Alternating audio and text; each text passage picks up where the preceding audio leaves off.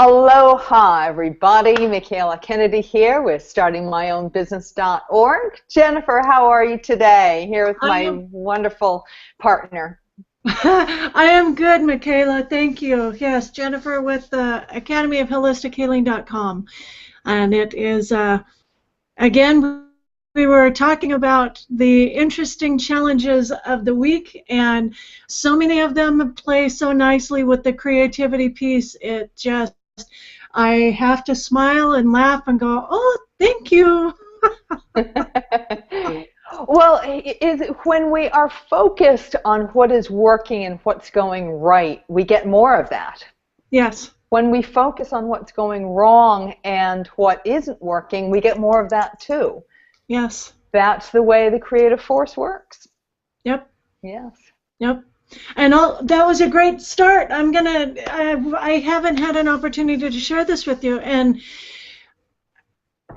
you know, I've been talking about getting the membership site up and going. And part of that is having a service desk to be able to truly address the issues that come up for our members. Mm-hmm. So it's learning two different pieces of software, two different ways of doing things. And there was a way visually that I wanted this to look.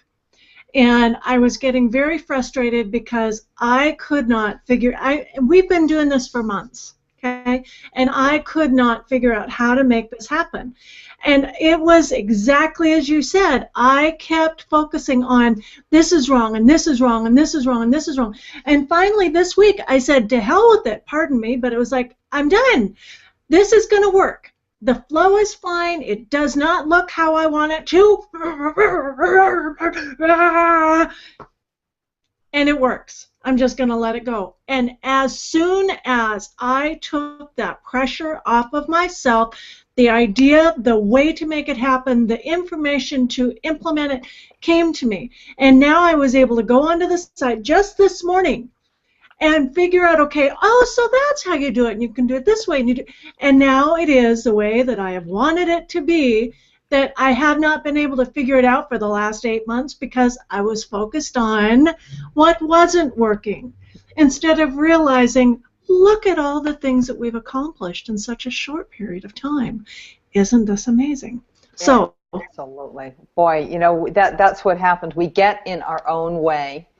And if you've been watching all of the things that we've been talking about for the last few weeks with the exercises, with the 10 weeks before that, blasting through self-limiting beliefs, and if we keep going back to it, we find that, hey, you know what, you just have to relax and let it flow. I was thinking this morning about today's meeting. I just got back from a big business expo that I was working. I was working. I'm working with the producers, and you know, there was a lot of energy. There was a lot of craziness, a lot of crankiness. A lot of people out there are cranky, and it's so funny because you want to walk away from the cranky people, and then the people then there are people complaining about the cranky people, which is crank upon crank. You know, it's kind of funny. So an image came up for me, and it goes way back to 5 years old. How I remember I had older brothers, 3 older brothers, and one of them I grew up just idolizing. He was 9 years older than I am. His birthday is the day after mine, and he always treated me like his little princess. So I remember him, I was talking to him, I always wanted to be like him, anything at all. And he did a lot of push-ups. So here I am, a little 5-year-old girl, trying to do a push-up. And I can't even do one, and I just collapse on the floor, and I've got this look on me. I'm really upset because he can do all of these great push-ups and I can't. And he says, what's the matter with you? And I said, I can't do a push-up like you do. And he said, well, practice. He said, you start with one. And he showed me the form, and he showed me what to do. And he said, you know, you do one. And then when you can do one, you do 2 or 3. And then you do 5 for a while. And pretty soon you'll be able to do them. So by the time I got to 1st grade, I could knock them out of the park with push-ups. And I realized that if I had sat there in that collapsed state, complaining about how much I could not do something, how much I could not do a push-up, I probably could to this day not do a push-up.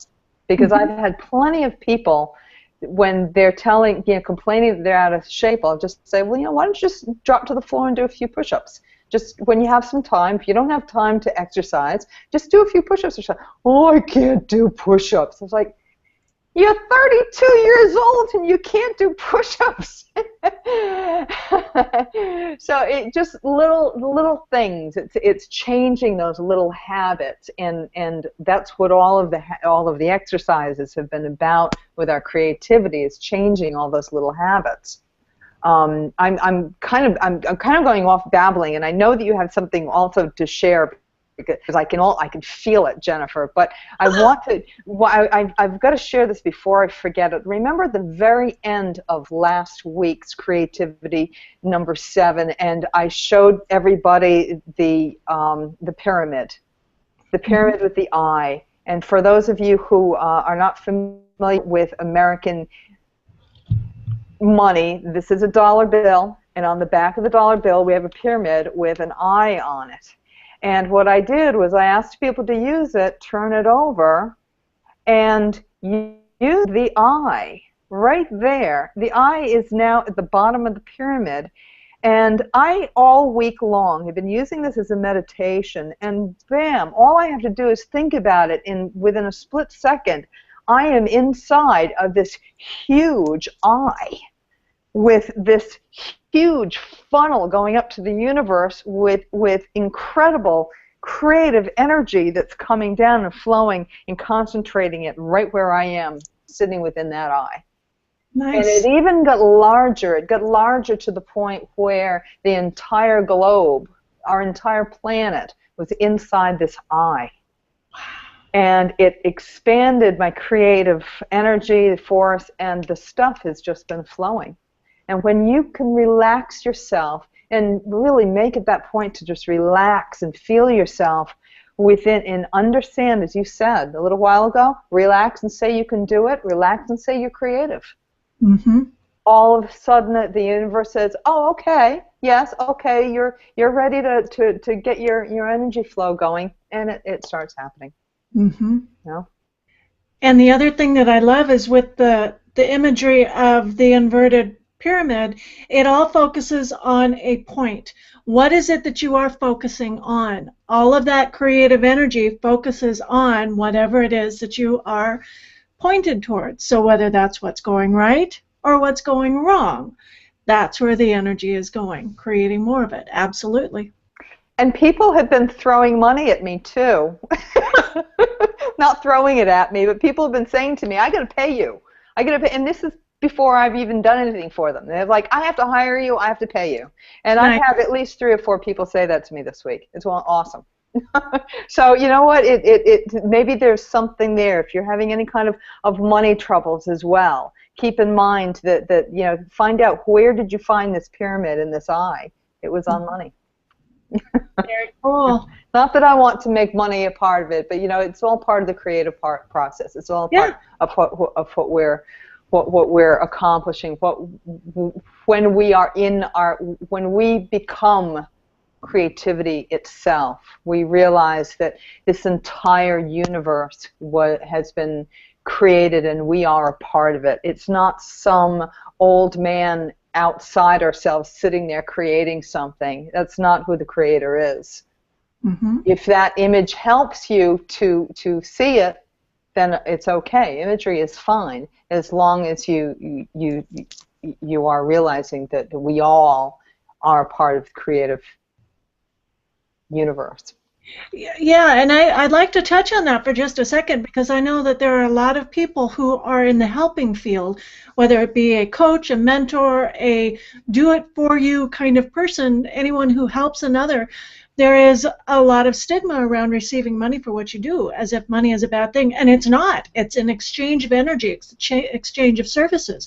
It's a giving of your talents and a receiving of what they feel they have the ability to pay for it. It's not a value judgment. It's not anything other than an exchange of energy. And it's amazing how many layers of that money yuckiness we have to work through sometimes. Yes, and when you say that you don't deserve it, you're saying, I want less money. That's basically what you're saying. You're telling the universe, I don't want it. I don't. Yes. Yeah. I don't deserve it. Oh no. No, okay. I don't. Yeah, I don't want it. Yeah. Yes. Yes. Another. Because the energy does not distinguish the emotion between deserving and wanting. There's no difference there. Mm. It's an energy vibration. It's like, oh, okay, so we're going to contract now. That's where we want to go. Nah, doesn't work. But it's funny. Today we have talked about so many different things. We started off with being, knowing that we're all part of the creative force. And I'll put the screen share up in a moment, but I'd like to just chat about it right now. We've talked about relax throughout this series, throughout our last series. It's about taking those baby steps to greater awareness. It doesn't happen overnight, just like doing 40 push-ups does not happen overnight. You have to work up to it. And we talked about having the patience, too, to cultivate, to give things the time, as well as knowing how things blossom fast, what we talked about last week. Knowing that when things do happen, things happen, they are happening. Suddenly we turn around and they're here. So the next thing is about relationships and what we've talked about attracting things and how when we are in our essence and when we are balanced, other conditions start being created. That's also people. That's also other beings. It's about having the relationships around you that help you and support you to move forward. Mm-hmm. And all of this mindfulness, all of the awareness that we talk about is being aware of what works for you and what doesn't work for you. Yep.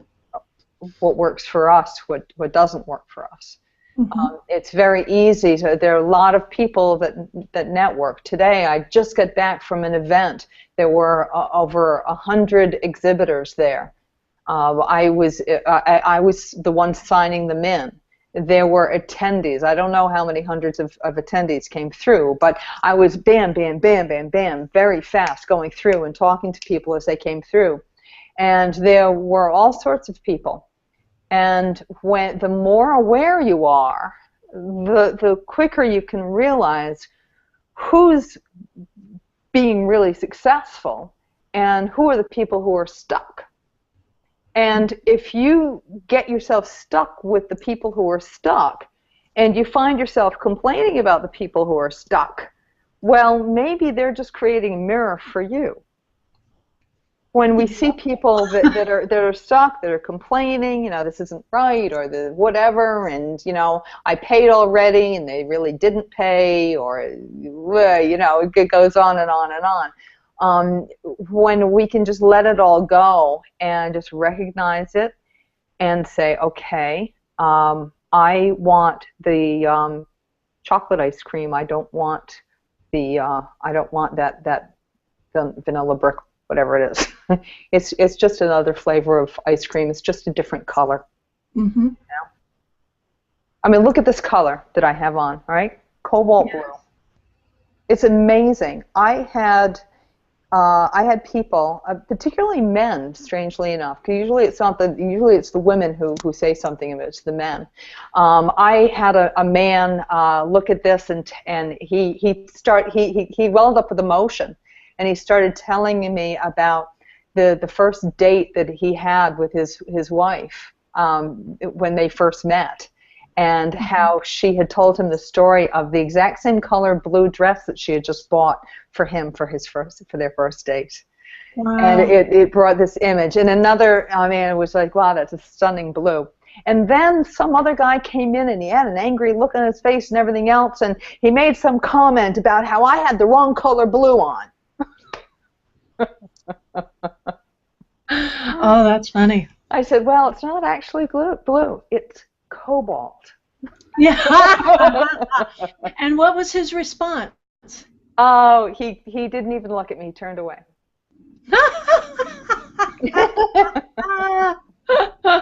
And how did you feel with his comment? When he said that to you, how did you feel? I am so happy you asked that question, because years ago, I have to take the long way around to answer that question. Mm-hmm. Because years ago, one of my first jobs, I worked in the computer industry. I was selling computer peripherals, printers, floppy disk, you name it, all that different stuff. And I remember the owner used to walk through, and he would, it was a startup firm, and we were growing, we were expanding fast. Within 3 months, I had become a manager, and I had a staff of about 6 people that I was working with. I was a sales manager. And I remember he would come through on a Friday afternoon, and he would just chat with us. And I can't remember what it was that I had said to him. I guess maybe I was upset about one of the guys that I'd been selling to, that one of my customers that had given me a little bit of a hard time. And the owner, he just looked at me and he smiled and he said, there are 3 kinds of people in the world. There are people that are either doing something to get a reaction from somebody, or we're reacting. And the third one is when you take yourself out of the mix and you always act from a place of balance. You don't let people throw you off. You're not reacting to people. So when you can take that reactive element out, or take away that prod that you want to try to get people to act, and stay within your balance, that's when you will flow. Mm-hmm. And that was I'll tell you when it was. That was back in the 80s. That was a long time ago. Mm-hmm. And I've remembered that ever since. And through that, it led me to meditation. It led me to mindfulness training. It led me to a place where, if that guy had said that to me 20 years ago, I probably would have gotten really pissed off. I might have said something that I didn't want to him. I might even have gone into the ladies' room and had a cry for myself. Who knows what would have happened. But when people, and I've had some insulting things said to me in this past week. And I don't take any of it personally, because I can see that these people are really lost within themselves, that they feel that they need to lash out at people for whatever reason. They don't know me from a hole in the wall. They can't even look me in the eye. So what my feeling is, my instantaneous, and all of these practices, and I've been giving you these practices, and you're giving everybody, we're both giving our practices on how we work toward mindfulness. It gets to a point where your balance, yeah, sure, we get thrown off balance. Yeah. Sure, people who meditate for 30 years are still, you can never shut off the mind and shut off the thoughts. They aren't there. But you can get better at recognizing it, and you can keep yourself in that third person balance where you're always coming from your heart.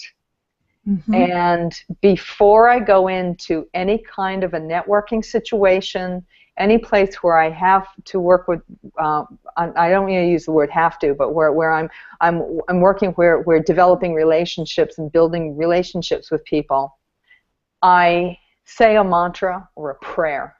I ask for purity. I ask to be able to put myself out there as a person who is in balance and attractive and dynamic. And it works, because when people come at you with insults or negative energy or whatever, instead of doing that knee-jerk reaction and acting and just being reactive, you're within your heart and you're within your balance, and the creative energy that we've been talking about flies through and allows you to give to that person what they need to hear. Sometimes they need something flippant back because that's how they talk and that's how their language is. But you can be flippant in a fun way, and you'll get a smile or a laugh back. Mm-hmm. So it's knowing what your balance is. And when somebody does throw you off balance and you start feeling, again, all of these practices that we've been giving you, all these exercises that we've been giving you, are helping you to get to the point, helping all of us to get to the point where we recognize it. Instead of taking 4 or 5 days to let go of your anger, you're letting go of it in a day or in an hour, or when you finally know you're there, you're letting go of it within seconds. Because you're recognizing it. Yep. It's also a great way to continue the conversation. If someone says or does something that throws you off and that you start to react to, I find that going, isn't that interesting? What you just said right now made me feel whatever. I wonder what that is, and share the process with them so that suddenly what started out as a conflict and a fight becomes a creating a sacred safe place for you both to process, and it is amazing. It's not easy, and it's not I apologize for this phrase, but it's not a newbie technique, but it's something that you actually can work into and know, oh, wait a minute, I don't have to separate myself from another person when I process.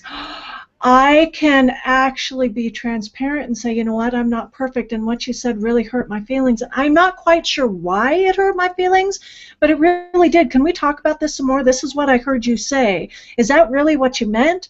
Because in what you just said, I felt like I was being minimized and made less of, and I don't think that we're speaking in a way that we can hear each other right now. And it's really amazing when you can have those conversations that it brings a whole nother level of trust and acceptance and community between you and the person that you originally started to have an argument with. It's understanding that it's all sacred. Anger is sacred as much as joy. Yes, because we learn as much, if not, well, I can speak for myself. I have learned more about myself when I've been angry or when I've been hurt than on the times when I've been happy. Because when I'm angry or hurt, I haven't found that peace, that jewel, that piece of myself that has been ignored, hurt, wounded, separated, whatever. And when I find that peace, then that anger and that hurt and that pain don't have a trigger point anymore. Mm-hmm. And then it's becoming more of a whole person, having more access to my creativity, having more access to those pieces of myself that have been shunned for whatever reason. So that kind of segues into today's precept. And we have been going on for a while, and we haven't even presented today's precept number 8. So, shall we go over and do that? Absolutely, because we have set it up very nicely. Yeah. Per usual for our conversations. Exactly. Let me see. What can I find here? I hope I'm bringing up the right one. No, I didn't.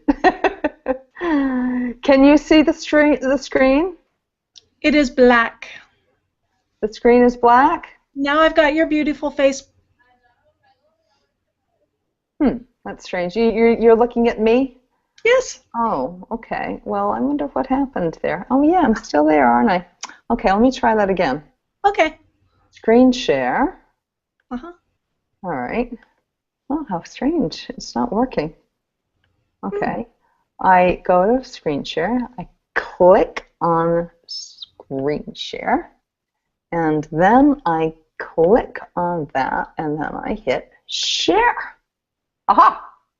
There we go. Okay, yay! Okay, the 10 precepts of the creative force for any goal. Wow, look at how many we've gone through so far. We've gone from the basic creative energy force permeates everything and every being in our universe, all the way down to a receptive mind blossoms fast. I'm not going to go through all of these. They are all available on YouTube. You can find them and you can go through each one of them for yourself. So let us jump over here to create Precept of Creativity number 8. The unconditional openness to all beings fuels the fire of creativity. I put all beings in there other than other people because I do a lot of animal welfare. And I've found that animals are on, I don't want to say always, because animals are susceptible just the way we are, because we are animals too. Animals that spend a lot of time with us as pets often get a lot of our human sludge, and they react to it. They can become reactionary just the way we are.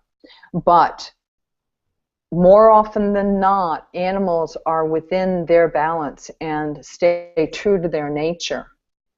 And when we can be open to them, that's why I'm bringing in all beings here. Mm-hmm.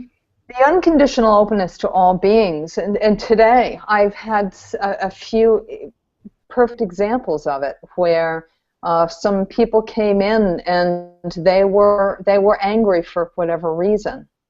And if I had reacted to the look on their face or the insult that came out of nowhere, or maybe it was never even meant as an insult, maybe they were saying it to themselves and it just happened to come out and it wasn't directed toward anybody, maybe they just needed somebody to understand, and maybe they just needed somebody to help them. But when we are reactionary, or when we are thinking about other people in negative terms, in negative ways, and trying to think of how we can get over on somebody or something like that, we're bringing that's creative energy too. And that's bringing stuff in. And if that's really on the low level that you want to operate on, sure, go for it. There's nothing wrong about it. There's nothing that, we don't need to judge what's wrong and what's not wrong. But what we do need to do is look to see where we want to go and what kind of creative goals we have in our lives, and what dreams do we have and goals that we want to reach, which is all a part of creativity, a part of being who we are, our own creative force. And when we are open to all of that, going right back to number 1, realizing that we are all one, and we have this unconditional openness, it flows. And suddenly something very different happens. Yes. We suddenly get inspired, and we move ahead, and we get somebody who walks in the door. I got to tell you what happened to me right after that.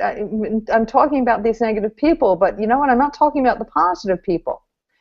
Within seconds after that man, whoever that was upset, that walked away with a smile on his face, another man came running over with a friend of his and said, "You got to meet Michaela. You got to meet her. She helped me out so much, and she's going to help you too." And it was, I was just open to it. Just open to everything, and suddenly people were coming to me and telling me that they wanted to connect with me, and this is what happens. This is what you create within your life. Mm-hmm. And maybe you're experiencing that too, Jennifer? Absolutely. And that is a fabulous example of it.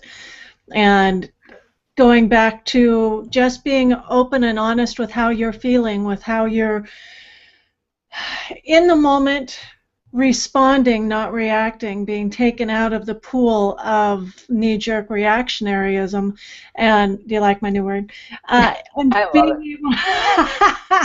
I'm going to come back and talk. You know what? I'm just going to repeat this again. Unconditional openness to all beings fuels the fire of creativity. We will come back to this, but hey, let's chat.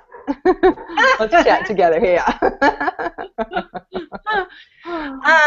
Yes, experiencing that a lot.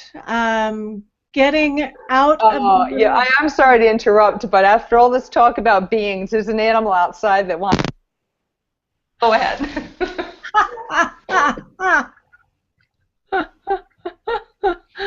Oh, too funny.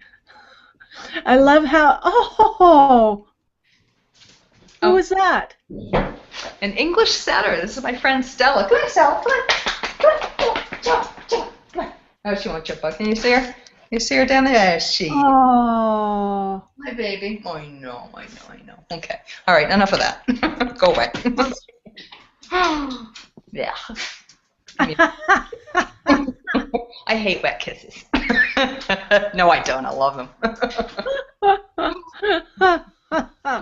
Oh, where were we? My head is all over the place with such interesting pieces of information that keep flittering in around this, around relationship, around other people, around how we respond, react to them, how it allows us the opportunity to move into a place of choice in how we react or respond to people, how we choose to invite more of one thing or another into our lives. And sorry, she's gone now. Oh, okay. You know what? I'm going to give you a chance, Jennifer, to just collect your thought for a moment, because the thing about this precept number 8 is it's the word isn't in there, but it's truly about relationship. And before we even start, I think a few months ago when we were talking, we don't talk that much about relationships, because I think we're both at this level where when you're younger, a lot of people, we society and our family says, when are you going to find yourself a nice boyfriend or a nice girlfriend? When are you going to get married? And there's all this pressure, and the hormones are raging and everything else. And there are still, I know a number of women that are my age and older who have never truly grown into themselves and are still looking outside themselves for a definition of what happiness is. And they have been told for much of their lives that happiness is found within a good relationship. But if you're not prepared for a good relationship, it's not going to happen. exactly. And you also need to be honest with yourself as to what you truly want. I can give you a whole list of long, bad relationships that I had. I had a few good ones too, but they didn't last until I was finally honest with myself, and I looked back to where I was back in 12 years old. I remember I was not somebody who thought about boyfriends and marriages and babies. I thought about traveling and exploring and learning, and that's who I've become. And when I suddenly became honest that I value my freedom and I want to be alone to be able to explore, I can have relationships with the universe with so many different people. To have a good relationship, and I think you're going to give us some good ideas here too, because I know you, Jennifer, and I know that you have brought in, and it's taken us a long time. Before we weren't ready, but when you're ready, now you've got this beautiful love relationship that truly means something. Now, whether it's a love relationship or a business relationship or a family or a friend relationship, there is no difference. No, and they all start with the same thing, and that's your relationship with yourself. That is discovering who you are. What are your gifts? What are your likes? What are your dislikes? And it seems really basic, and yet it is the hardest journey a human being will take, because I know from an early age, in order to survive in my tribe, I had to put on a false front. Being me was not okay. Now, whether that was real or imagined, it didn't matter because the end result was the same. I did not feel safe in being who I was. Therefore, I have had to learn that over the years. And as I grow older, who I am at my core in some ways stays the same. In other ways, I have gone through and questioned my basic belief system. And it changes me in when I find what I truly believe in. And it is in that moment when I become aligned with myself that I can enter into relationships with other people, whether it be a friendship, whether it be a love relationship, whether it can be a work relationship, whether it can be a walking down the street, making eye contact with a stranger and saying hi, and knowing that that's all it means, and that's all that's ever going to come of it, and that they are better off for meeting me and saying hi, because it is an acknowledgement of soul to soul, saying, I see you. I love the movie Avatar. I know it's cliche, but I see you. In this crazy, busy, electronic, stimulated world, being able to slow down enough, be pulled enough into balance within yourself to make eye contact with another being and say, I see you. And being grateful that you see them and that you're there. Okay, so that was a very long, drawn-out explanation to all of this comes back to the relationship with self and learning who is driving this boat. Have you given over controls to someone else back when you were 3 years old when you didn't know any better? Yeah, probably. Whether it be entire ship or whether it's just the ballast system or what. And that's what I love about the series that we do, is it gets people coming back into center and looking at, oh, well, what do I like? What keeps coming up when I'm meditating? What comes up in those moments of quiet? What is that voice that's screaming in my head? Who does that belong to, and why is she still there? Being able to turn into the inquisitor has a bad ring to it, but investigator, detective, self-sleuth, finding out who you are on the inside and what really is important to you without regard to how it's going to be taken out there in the rest of the world. Because that's where your uniqueness comes out. And that is a lesson that I love you, Michaela. Oh, I love you too. The last few days, I have had to look at what is my purpose, why am I creating the Academy? And I'm realizing that let the me membership... stop you for a second. We Yeah. all need to ask ourselves that same question. Why are we doing what we're doing? Yes. If it's putting one foot in front of the other, why are we doing it? Why are we walking this path? Why are you doing the Academy? Why are we doing this project? And when you are in the center and you're completely open and present with what you're doing, that's when the creative energy really flows. Yes. Yeah. And going back to that relationship to self, I will finish the story about the Academy in just a moment, but in that relationship with self, the questions are even more basic. So why do I wear my hair like that? Why do I choose that particular style of clothing? Why do I wear that particular color? Why don't I... And just let the questions come up, because it's really amazing to get the answers back. In my family, it was not okay for women to show cleavage of any sort. Same in my family. Yeah. Same in my family, yeah. We're all fairly well built. And it took me a long time to get to where, you know what, I'm going to wear the shirts that I'm comfortable with, and how it's being taken from the rest of the world, it doesn't matter. I trust myself to be able to handle whatever comes up from it, and I'm okay with that.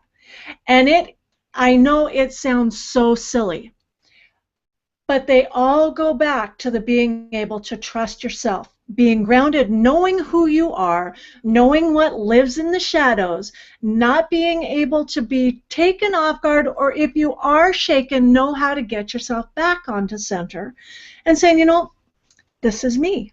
You can like it, you can not like it, and that's okay because I like it. And that is a lifetime journey that it happens one step at a time. Yes, and you just reminded me of something, because I know in the future we're going to be coming up with another series, which will be a meditation series.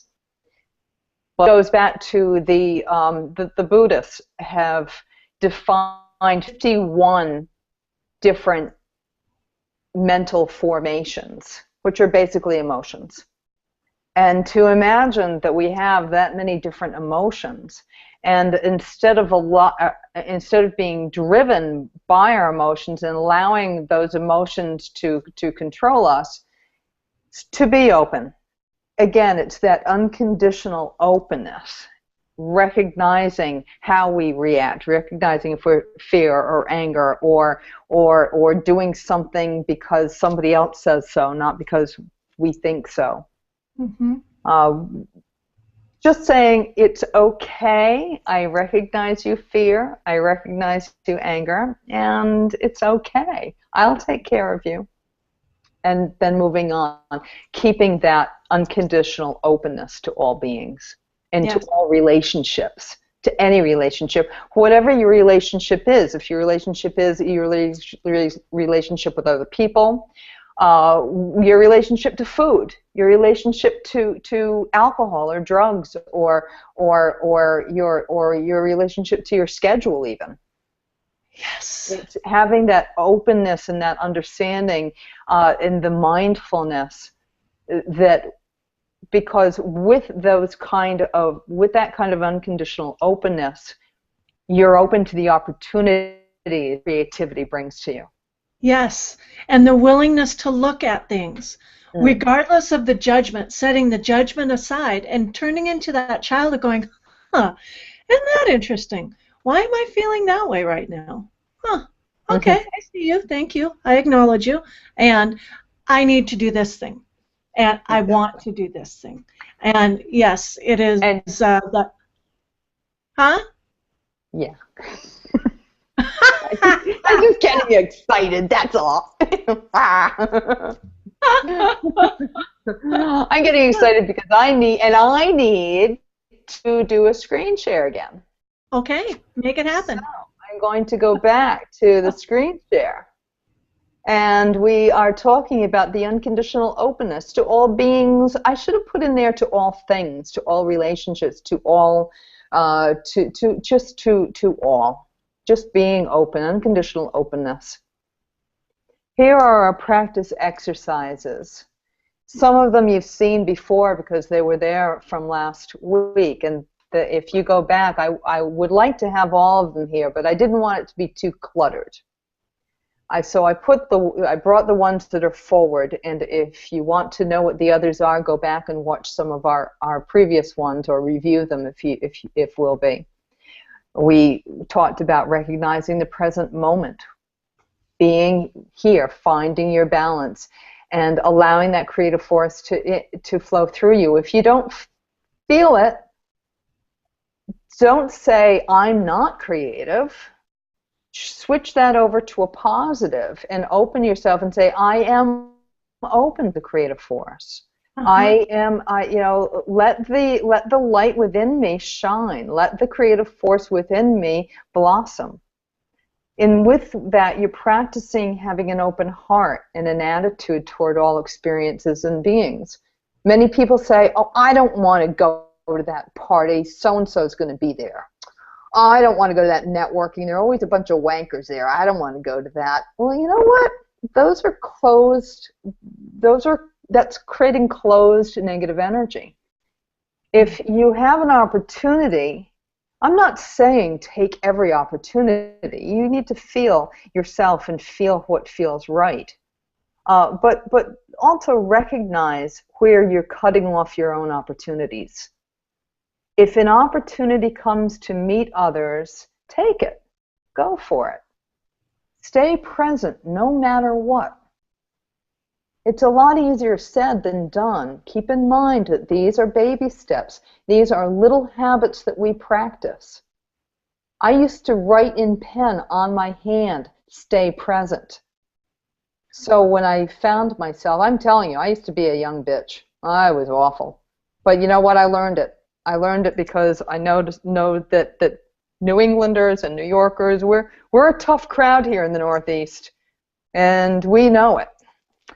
And when I started to travel and realizing that there were other ways to be, that you didn't always have to be sarcastic and snotty and reacting that way, when it took me a long time to practice new habits and to stay present and to keep the smile on your face.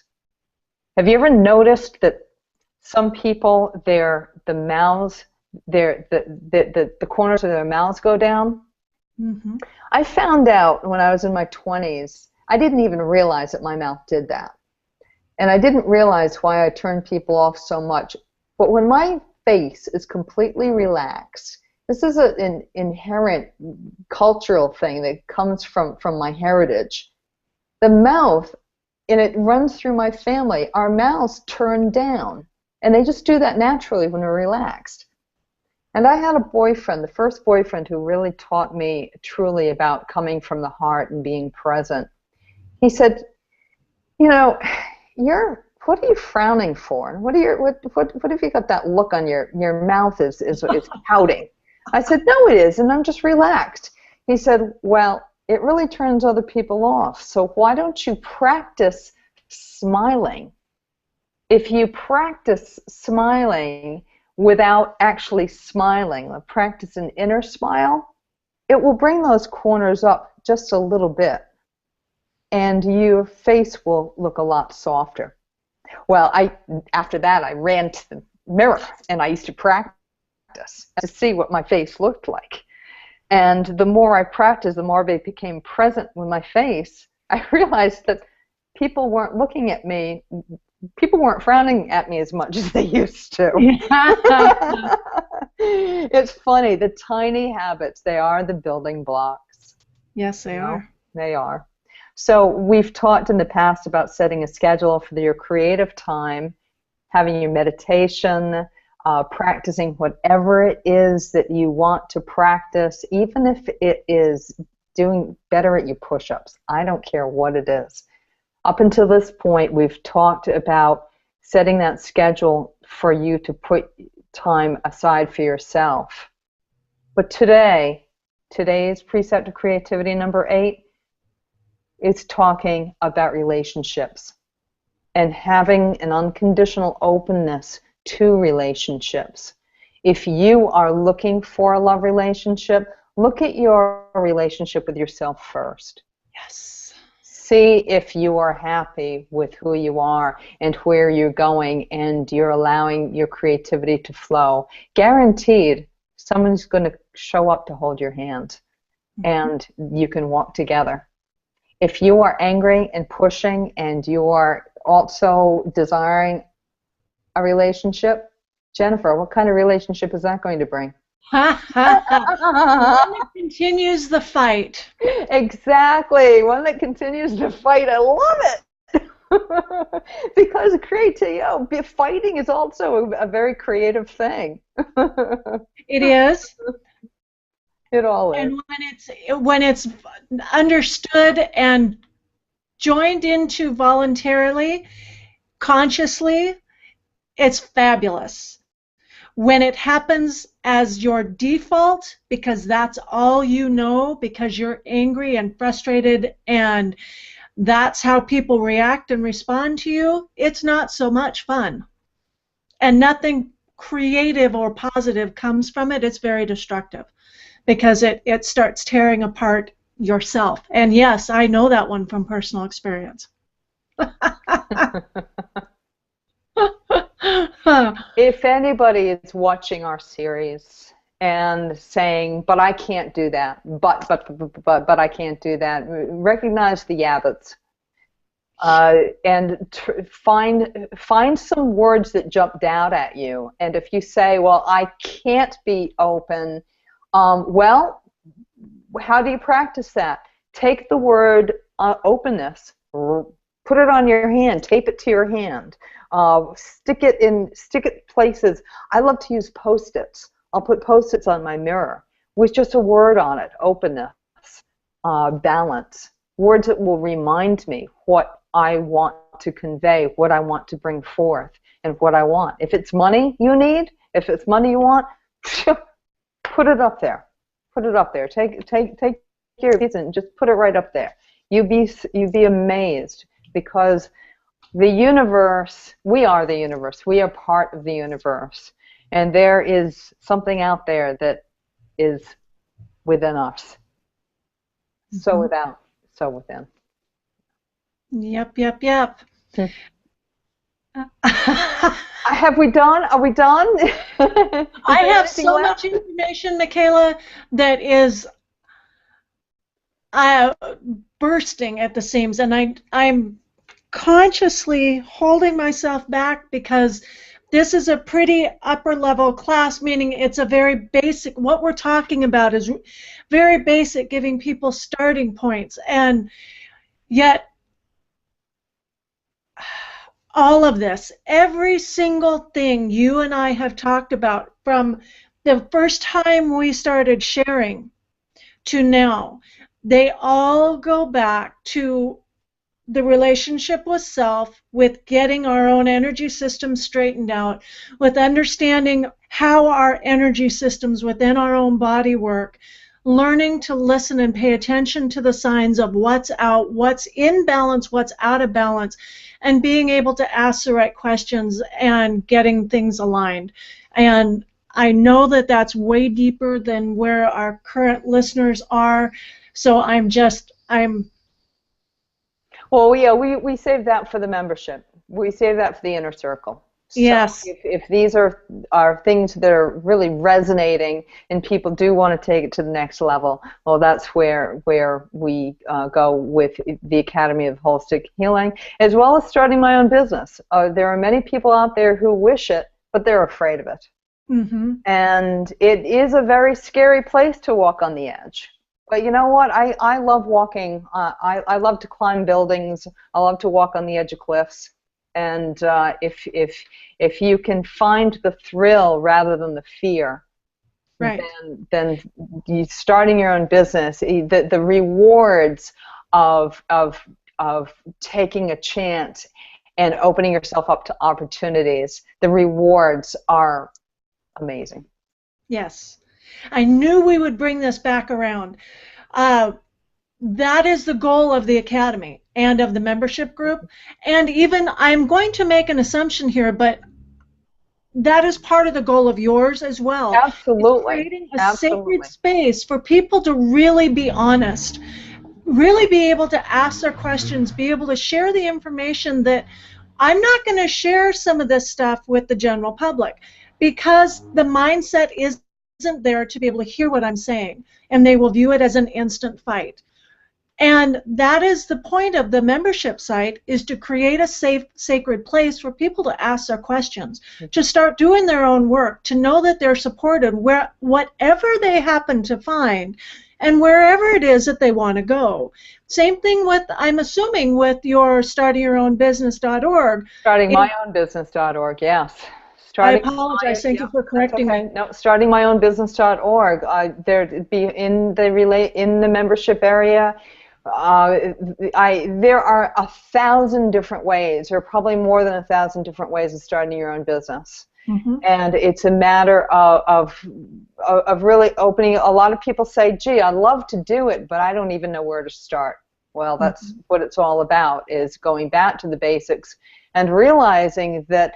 As long, you don't have to get into advanced things. As long as you're doing all the basics, and very basic is making a choice as to what you really want to do, and building a business around it.